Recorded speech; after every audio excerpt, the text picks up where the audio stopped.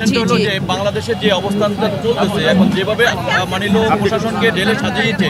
প্রতিটা স্তরে আওয়ামী লীগ কেন্দ্রিক করা হয়েছে কিন্তু সেই অবস্থানে দেশের অবস্থানটা এখন দেখলাম যে আইন শৃঙ্খলা বাহিনী রাস্তায় নামে নেয় এখন পরিপূর্ণভাবে তাহলে এই পরিস্থিতিতে আমরা কিভাবে সামাল দিতে পারি এই পরিস্থিতি আসলে এতদিন পর্যন্ত আমাদের এই যে রেভলিউশনটা হলো বিপ্লবটা হলো এটার পরে যেভাবে আমরা ছাত্রছাত্রীরা যেভাবে রাস্তায় নেমে আমাদের নিজেদের ঘাড়ের উপর সব কিছু নিয়ে আমরা যেভাবে সব কিছু নিজেদের মধ্যে সামাল দেওয়ার চেষ্টা করছি আমার মনে হয় যে এতদিন পর্যন্ত কনস্টিটিউশনের বা এই যে আমাদের এই ইন্টারিম গভর্নমেন্ট ওনাদের একটু উচিত ছিল যে মানে অ্যাজ সুন অ্যাজ পসিবল একটা ডিসিশন নেওয়া বা যেহেতু হয় নাই ওইটা হওয়া পর্যন্ত আমরা আমাদের চেষ্টা করে যাচ্ছি আর আমার মনে হয় যে এইভাবেই আমরা আরও সামনে কয়েকদিন এভাবে চালিয়ে যেতে পারবো ইনশাল্লাহ দেখি যদি আমাদের হলো যে ইন্টারিম গভর্নমেন্টকে আমরা যেহেতু আমরা সবাই মিলে হলো যে তাদেরকে মানে ওইখানে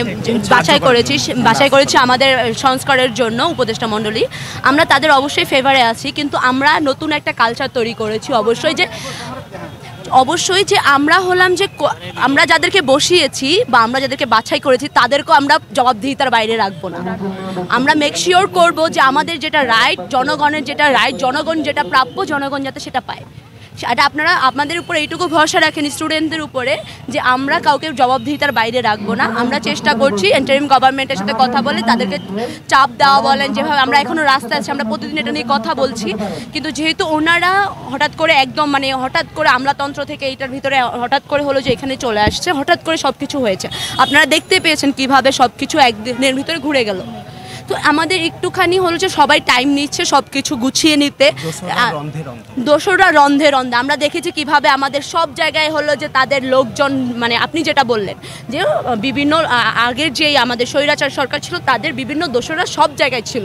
তো এই জিনিসটা এই মোলটা আপনি চাইলে তো আর একটা পুরা মানে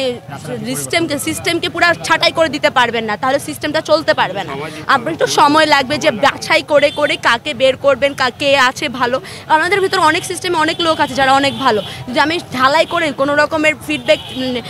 ব্যাকগ্রাউন্ড চেক না করে সবাইকে ছাঁটাই করে দিই সেটা তো তাহলে তাদের জন্য অবিচার তাই না সো আমাদেরকে একটু রাষ্ট্র অনেক বড় একটা বিষয় রাষ্ট্র আমাদের অনেকের জনগণের জানমালের সমস্যা এটা অনেক বড় একটা সমস্যা আমাদের অনেক বড় একটা বিষয় এটা জাস্ট আমরা চাইলে একটা ডিসিশন নিতে পারি না বা গভর্নমেন্ট চাইলে একটা ডিসিশন নিতে পারে না